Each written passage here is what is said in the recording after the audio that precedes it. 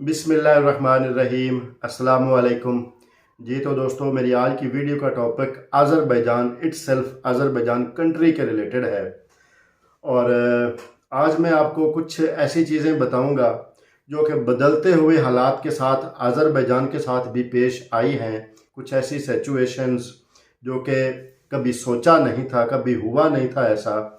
क्योंकि मैं अज़रबैजान में 2012 में गया था और तब से लेकर 2022 के एंड तक मैं अज़रबैजान में रहा हूँ।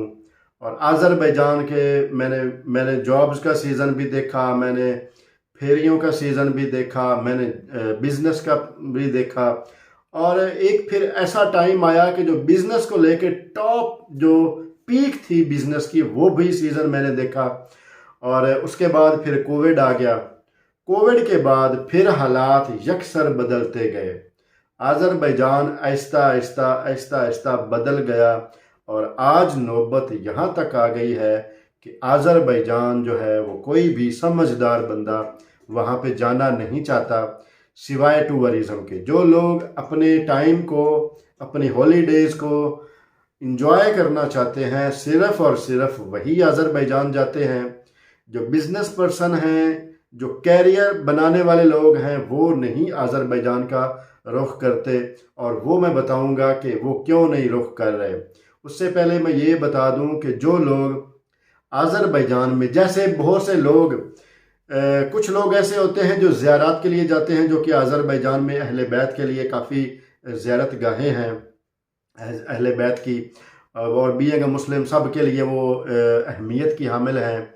उसमें किसी फ़िरका वारियत को आप साइड पर रखें और वो काबिल एहतराम है, और उन्हीं से ही हमारा ईमान है, उन्हीं से ही हमारी ज़िंदगी है।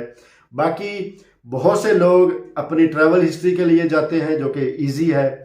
और ज़्यादातर लोग जो हैं वो अज़रबैजान का रुख करते हैं अज़रबैजान की खूबसूरती को लेकर, अज़रबैजान में जो कि अय्याशी होती है उसको लेकर।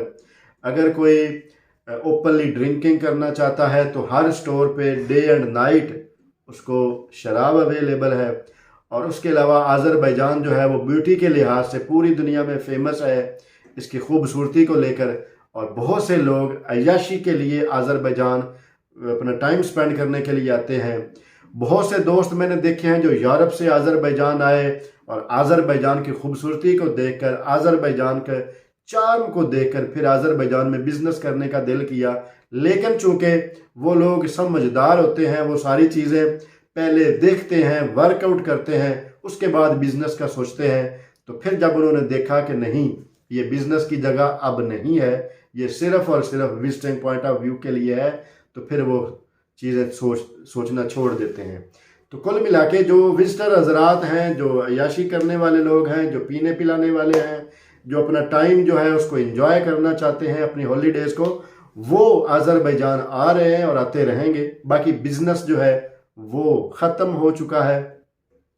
और मेरे बहुत ज़्यादा पुराने दोस्त जो अज़रबैजान में मुझसे 5 साल 10 साल जो पुराने थे, जिनकी शॉप्स थी, कुछ की वेल्डिंग्स की, कुछ की ग्रोसरी के रिलेटेड, कुछ की कॉस्मेटिक्स के रिलेटेड, कुछ लोग ऐसे थे जिन्होंने अपनी अपनी गाड़ियां ली हुई थी, कॉस्मेटिक्स का सामान, ब्यूटी सैलून का सामान, उसके अलावा जो ये सर्जरी का सामान, डेंटल के रिलेटेड, ये काफ़ी अच्छे लेवल का बिज़नेस करने वाले लोग, जो बहुत ज़्यादा पुराने, जो राइस का बिज़नेस करने वाले लोग, उनकी हालत क्या है। वो जो मुझसे भी 5 साल 10 साल अज़रबैजान में रह रहे थे, पुराने थे, जो कि 2000 की दिहाई में आए थे, इन 2001 2002 5 लाइक दिस।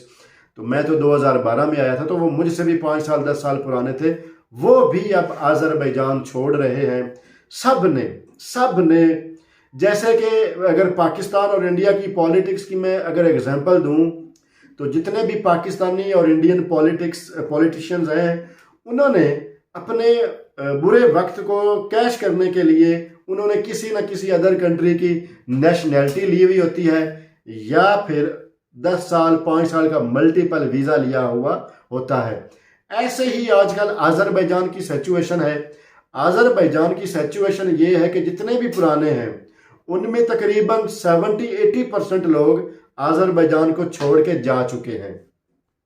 मैं ख़ुद भी अज़रबैजान को छोड़ चुका हूँ और तकरीबन काफ़ी अरसे से मैं अपनी बस कुछ चीज़ों का वेट कर रहा था। मैं ख़ुद भी छोड़ चुका हूँ। मैंने हॉस्टल भी अज़रबैजान का सेल कर दिया है, गो कि मेरी अभी हॉस्टल की पेमेंट उस बंदे की तरफ रहती है जो कि मेरा अभी फ़ोन भी पिक नहीं कर रहा।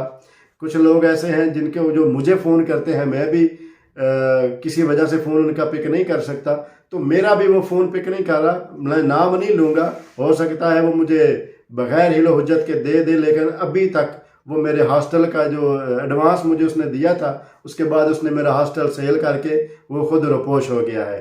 तो आप सुन रहे हैं भाईजान, प्लीज़, मैं नहीं चाहता कि हमारा ताल्लुक़ ख़राब हो या फिर कोई ऐसी चीज़ें हों कि मैं कोई लड़ाई झगड़ा नहीं चाहता। बस प्लीज़ आप वो पेमेंट वापस कर दें। मेरी वो पेमेंट किसी की तरफ ड्यू है, मैंने उसको पे करनी है। बाकी ये है कि अज़रबैजान के लोग जो हैं, जो भी बिज़नेस कर रहे थे, जो भी किसी के पास शॉप पे काम कर रहे थे, पुराने लोग थे, उस्ता टाइप लोग थे, सब अज़रबैजान छोड़ चुके हैं। और अज़रबैजान से जो वीज़े लग रहे हैं आजकल, जो लगे हैं वो हैं जापान के वीज़े, ब्राज़ील के वीज़े।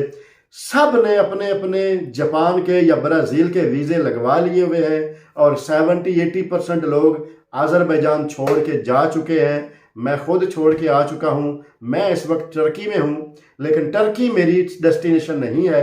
मैं भी यहाँ पे ऑलमोस्ट 1 मंथ ही हूँ, राउंड अबाउट 1 मंथ के नज़दीक ही इधर हूँ।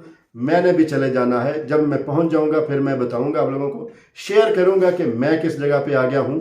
क्योंकि अज़रबैजान जो है, इसकी मिसाल अब ऐसी ही है कि बहुत ज़्यादा इसका यानी चार्म था, बहुत ज़्यादा बिजनेस था, लोगों ने बहुत ज़्यादा बिजनेस बनाया, बहुत ज़्यादा पैसा कमाया। लेकिन अब ये एक ऐसी जगह है कि 1 महीना अगर बंदा कमाता है तो 3 महीने वो फ्री बैठ के, फारिग बैठ के अपना वो सरवाइव करता है। उसके अलावा जो लोग अज़रबैजान में बिजनेस कर रहे हैं वो इस आस उम्मीद पे कर रहे हैं कि अभी ये बिजनेस, अभी हालात ठीक हो जाएंगे, बिजनेस ठीक हो जाएंगे, अभी ठीक हो जाएंगे, अभी ठीक हो जाएंगे, जो कि अभी होते हुए नज़र नहीं आ रहे। और वो खुद अपनी सेविंग्स, अपना बचाया हुआ पैसा, अपना कमाया हुआ पैसा उसी बिजनेस पे दोबारा से लगा रहे हैं जो उन्होंने कमाया था इन्वेस्ट करके।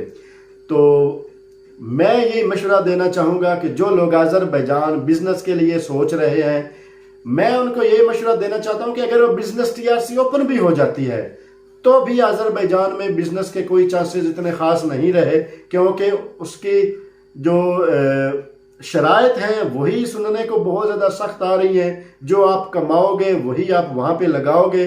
पंजाबी में कहावत है, खुद ही मिट्टी खूह पाओगे, तो फ़ायदा कोई नहीं है।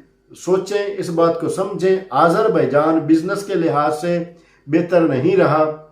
हाँ, जो लोग पुराने थे, जो नए थे, क्योंकि जापान एक ऐसा कंट्री है जहाँ पे लोग जाके अपना कैरियर बना सकते हैं, अपनी बेहतर मुस्तकबिल के लिए जा सकते हैं। मैंने ऐसे लोगों को भी देखा है जिनकी पाकिस्तान में फैमिलीज़ हैं, पाकिस्तान से फैमिलीज़ अज़रबैजान बुलाई हुई हैं और अज़रबैजान में फैमिली छोड़ के वो आगे जापान जा चुके हैं। उनकी बहुत ज़्यादा लोग ऐसे हैं जिन्होंने अज़रबैजान में शादियाँ की हुई हैं, वो अपनी फैमिली अज़रबैजान में छोड़ के उनको सपोर्ट करने के लिए, अपने बीवी बच्चों को सपोर्ट करने के लिए वो जापान शिफ्ट हो चुके हैं, मूव हो चुके हैं। तो बहुत ज़्यादा लोग ब्राज़ील का जो है वीज़ा लगवाया हुआ है, ब्राज़ील से वो अमेरिका जाने का सोच रहे हैं डंकी लगा के। लेकिन इलीगल तो मैं खैर मशवरा नहीं देता, क्योंकि ज़िंदगी रेस्ट, लाइफ जो थ्रेट है, रिस्क है, ये नहीं लेना चाहिए। बाकी जो लोग अज़रबैजान बिजनेस के लिए आना चाहते हैं, स्टडी के लिए आना चाहते हैं, मैं उनको क्लियरली मशवरा ये दूंगा जो कि उनको ये नुकसानदेह है। अगर उन्होंने खुद से अपने एक्सपीरियंस के लिए आना है, पैसा वेस्ट करना है, तो मोस्ट वेलकम अज़रबैजान तो फिर उनको वीज़ा इजी ही दे रहा है। बाकी विज़िट के लिए बहुत ज़बरदस्त है, बार हैं, डिस्को नाइट्स हैं, ज़बरदस्त प्लेसेस हैं, ब्यूटीफुल कंट्री है, ब्यूटीफुल लोग हैं, हर किस्म की इंजॉयमेंट के लिए हर चीज़ अवेलेबल है। विजिट पॉइंट ऑफ व्यू से ग्रुप जो विजिटर हैं, जो 2 फ्रेंड, 4 फ्रेंड, 8, 10, इसके लिए ज़बरदस्त, इससे अच्छी जगह और कोई हो नहीं सकती। बाकी बिजनेस अज़रबैजान का ठप हो चुका है और आगे इसका कोई चांस भी होता नज़र नहीं आ रहा। ठीक है दोस्तों, मिलते हैं नेक्स्ट वीडियो में नई इन्फॉर्मेशन के साथ। तब तक के लिए